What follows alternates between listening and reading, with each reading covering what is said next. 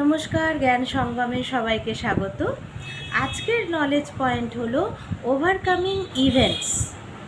হ্যাঁ, এই যে ঘটনা আমাদের ঘটে জীবনে, এই ঘটনাগুলোর থেকে কিভাবে আমরা নিজেকে এর ওপরে নিয়ে যেতে পারি।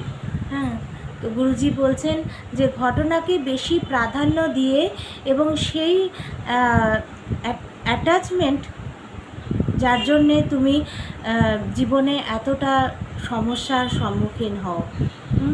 কোনো ঘটনাকে আমরা যদি বেশি প্রাধান্য দিই এবং তার সাথে যদি আমরা অ্যাটাচড হয়ে পড়ি, তাহলেই কিন্তু সমস্যার সম্মুখীন হতে হয়।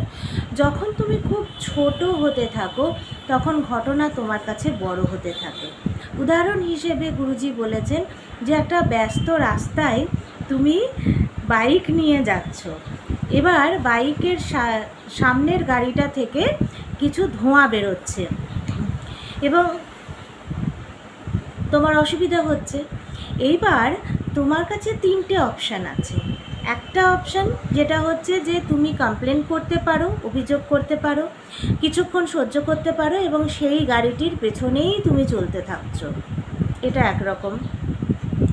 দ্বিতীয় রকম গুরুজি বলছেন যে তুমি একটু ধীর হতে পারো এবং সেই গাড়িটিকে তোমার কাছ থেকে একটু দূরে যেতে দিতে পারো। হ্যাঁ, তুমি বাইকটাকে একটু স্লো করে নিলে, সামনের গাড়িটা একটু এগিয়ে গেল, মাঝখানে একটা দূরত্ব তৈরি হলো, তাহলে সেটাও একটা অপশান হতে পারে। থার্ড অপশানে গুরুজি বলছেন যে তুমি তোমার দক্ষতা দিয়ে সেই গাড়িটিকে ওভারটেক করতে পারো এবং ভুলে যেতে পারো। ঠিক আছে, খুব সুন্দর উদাহরণ। কিন্তু একটা মোটর বাইক নিয়ে আমি বেরিয়েছি, সেই মোটর বাইকটার সামনে একটা গাড়ির থেকে কোনো ধোঁয়া বেরোচ্ছে, গাড়িটা হয়তো খারাপ, হ্যাঁ, ধোঁয়া বেরোচ্ছে, সেটাতে আমার কষ্ট হচ্ছে। তাহলে আমি কি করতে পারি? হয় অভিযোগ করতে পারি এবং তার পেছনেই চলতে পারি, এটা 1 নম্বর। 2 নম্বর হচ্ছে যে আমি গাড়িটাকে একটু, আমার বাইকটাকে একটু স্লো করে নিলাম আর সেই মোটর বাইকটাকে আরেকটু এগিয়ে দিলাম, তাহলে সেটা হয়ে গেল দ্বিতীয় রকম। তাতে একটু দূরত্ব বজায় হলো, ধোঁয়া পাচ্ছি আমি কিন্তু একটু কম পাচ্ছি, এটা একরকম হলো, দ্বিতীয় রকম হলো। আর তৃতীয় রকমে গুরুজি বলছেন যে তুমি বাইকটাকে ওভারটেক করতে পারো তোমার দক্ষতা দিয়ে এবং ভুলে যেতে পারো। ঠিক আছে, এটা হচ্ছে কি। এবার এক্সপ্লানেশানে গুরুজি বলছেন প্রথম ক্ষেত্রে আমরা কি করি, বেশিরভাগই ঘটনার সাথে নিজেকে জড়িয়ে ফেলি এবং আমরা দুঃখী হয়ে যাই। গাড়িটির জ্বালানির ধোঁয়াটা আমাকে কষ্ট দিচ্ছে, কিন্তু আমি থ্রু আউট আমার জার্নিটা কী করছি, গাড়ির পেছনেই চলছি। ঠিক আছে, তাহলে আমরা কি করলাম, সে ঘটনার সঙ্গে নিজেকে জড়িয়ে ফেললাম এবং দুঃখী হয়ে পড়লাম। এটা হচ্ছে প্রথম। দ্বিতীয় ক্ষেত্রে যদি আমরা কি করি, গাড়িটার থেকে একটু দূরত্ব বজায় রাখি, মাঝখানে একটু দূরত্বটা থাকলেও গাড়ির ধোঁয়া আমি পাচ্ছি কিন্তু আমি গাড়িটাকে একটু স্লো করেছি, তাহলে কি হবে, পুরোপুরিভাবে রিলিফ পাচ্ছি না, কারণ একটা বড় গাড়িও সামনে আসতেই পারে। আর ঘটনা থেকে পালিয়ে যাওয়া কোনো পার্মানেন্ট সলিউশন নয়, ঘটনা থেকে পালিয়ে যাওয়া কোনো পার্মানেন্ট সলিউশন নয়। তৃতীয়তে গুরুজি বলছেন বুদ্ধিমান ব্যক্তিরা কি করে, পরিস্থিতি কাটিয়ে উঠতে তাদের দক্ষতা কাজে লাগান।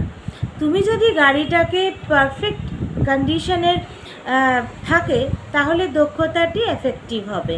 তাহলে গাড়িটাকে ওভারটেক করে তুমি এগিয়ে যাচ্ছ আর ভুলে যাচ্ছ।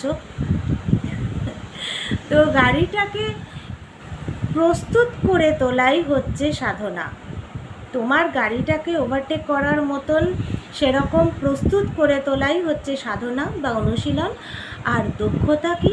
দক্ষতা হচ্ছে গুরুর কৃপা, যে দক্ষতা দিয়ে তুমি ওভারটেক করে এগিয়ে যাচ্ছ আর ভুলে যাচ্ছ ঘটনাটি।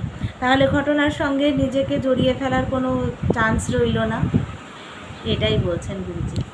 অতীতে তুমি যে ভুলগুলো করেছো তার জন্য তুমি বারবার বিনম্র হয়েছো, আর সেই বিনম্র হওয়ার জন্য ভবিষ্যতে আর ভুল করার দরকার নেই। এটা খুব মজার কথা যে বারবারই আমরা যখন ভুল করেছি তখন আমরা বিনম্র হয়েছি। তো ভবিষ্যতে আর ভুল করে আর বিনম্র হতে হবে না। প্রথম কথা হচ্ছে সাধনা এবং অনুশীলনের মাধ্যমে নিজেকে প্রস্তুত করা, আর দ্বিতীয় হচ্ছে গুরুর কৃপাতে আমাদের দক্ষতা বাড়িয়ে সেই দক্ষতার মাধ্যমে আমাদের জীবনে এগিয়ে চলা। এটাই হচ্ছে এই নলেজ পয়েন্টের সার কথা। তো আশা করছি সবার ভাল লাগবে, এবং আমাদের জীবনে চলার পথে অনেক অনেক প্রশ্নের উত্তর আমাদের এই নলেজ পয়েন্ট ভিডিও থেকে পাওয়া যায়, তাই না? সবাই ভালো থাকবেন, সুস্থ থাকবেন। আর কোনো কমেন্ট করার থাকলে, কোর্স সম্বন্ধে জানার থাকলে ডেসক্রিপশন বক্সের ফোন নাম্বারে অবশ্যই হোয়াটসঅ্যাপ করবেন।